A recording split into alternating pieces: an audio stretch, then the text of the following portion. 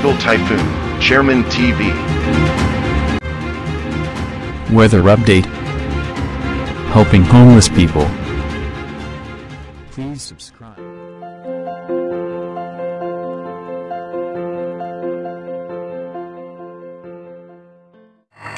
Magandang gabi po. Ito po ang latest update natin para nga po dito sa minomonitor natin na si Super Typhoon Pipito. Si Super Typhoon Pipito nga po kaninang 9:40 PM ay naglandfall na nga po yan sa Panganiban, Catanduanes. As of now nga po yung pinaka-actual location po niyan ay nasa coastal water na nga po ng Catanduanes. Tinataglay pa rin po nito yung lakas ng 195 km per hour malapit sa gitna at may pagbugso po yan na aabot up to 325 km per hour. Kaya iba yung pag-iingat sa ating mga kababayan dahil nga mapaminsala itong si Super Typhoon Pipito dahil nga sa daladala niya pagbugso ng hangin na aabot ng hanggang 325 km per hour. Kumikilos nga po ito pa west-northwestward sa bilis na 25 km per hour. At habang ito'y papalapit na sa parte ng Central Luzon, ay patuloy pa rin niyang babayuhin ang parte ng Catanduanes at maging ang parte ng eastern section ng Camarines Sur, Camarines Norte at approaching po yan sa may parte naman ng Pulillo Island.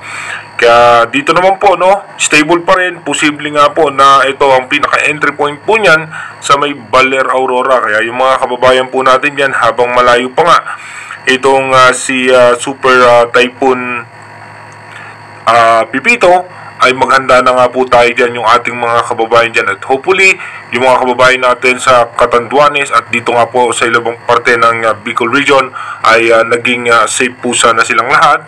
At nakataas pa rin po ang storm wind signal number 1 sa Catanduanes, eastern section ng Camarines Sur, signal number 5 din po yan. Signal number 5 na rin po sa Camarines Norte, yung eastern section ng Camarines Norte, at signal number 4 naman sa western section ng Camarines Sur at Camarines Norte. Habang storm wind signal number 3 pa rin sa may Quezon, Pulillo Island,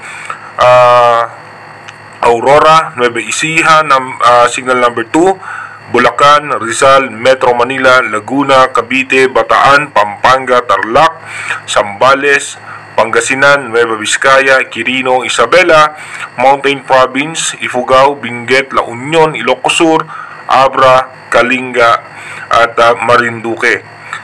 Nakataas pa rin po ang storm wind signal number 2 sa Northern Samar habang ang southern portion naman po nito ay nasa storm wind signal number 1 na. Pati po sa may parte ng Eastern Samar, Leyte, Biliran, Masbate, Romblon, Oriental Mindoro, Occidental Mindoro ay nakataas po ang storm wind signal number 1. Kasama rin po ang Batangas, Ilocos Norte, Apayao at Cagayan. Kaya iba yung pag-iingat doon nga po sa mga nakataas na storm wind signal number 5 and 4 and 3 dahil dito po mas mararamdaman natin yung mas malakas na pag-ulan at yung pagbugso ng hangin ni Super Typhoon Pipito. Kung makikita nga natin sa ating satellite image, yung kanyang extension ng kaulapan ay humahataw na po yan sa may eastern section ng Luzon at umaabot na rin po yan hanggang sa parte ng Metro Manila at ng Mindoro provinces. So meaning, meron na po tayong mga pabugso-bugso dyan ng mga hangin at may mga posibleng pag-ambon na rin po. Dito nga po, stable po ang magiging second landfall scenario niya possible sa may Baler Aurora, then dediretso po yan dito sa may parte ng Baguio, then lalabas po ng La Union or ng Ilocos Sur. Yun po yung pinaka-latest update ng European Center. Dito nga po sa pinapakita ng wind map animation ng European Center, expected nga natin bukas nga po ay possible nga po ang landfall scenario niyan nasa around po tayo mga around 3 PM hanggang 5 PM yung possible landfall scenario niyan sa parte nga po ng Baler Aurora. Then diretso po yan sa may Baguio at magiging exit point po niyan dito nga po sa may parte ng La Union at kung magbago man po yan, posible dito sa may parte ng Ilocos Sur. Dito naman po, nakataas nga po sa mga nakakulay pula yung intense to torrential rain.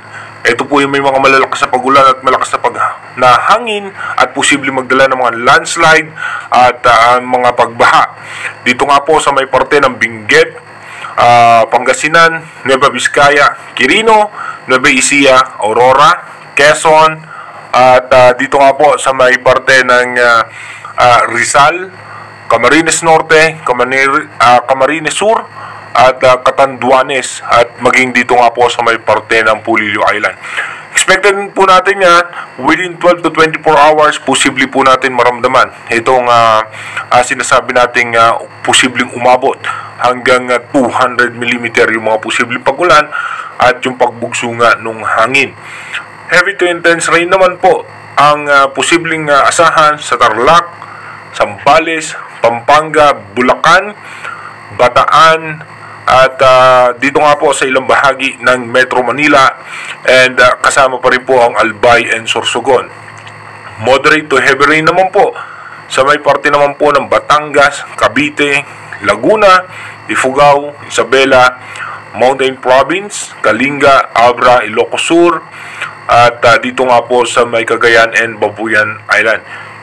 Dito nga po mapapansin natin na yung lawak nga po, ulitin po natin na yung lawak ng kanyang diametro, pag ito po'y dumiretso dito nga po sa may parte ng Baler, Aurora, yung lawak po niyan ay halos sasakupin po niyan ang halos buong Central Luzon, kasama rin po dyan ito nga pong parte ng Metro Manila at yung parte pa ng Southern Luzon.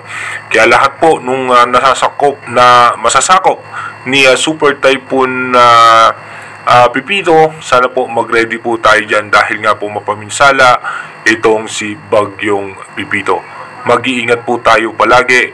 God bless po sa ating lahat.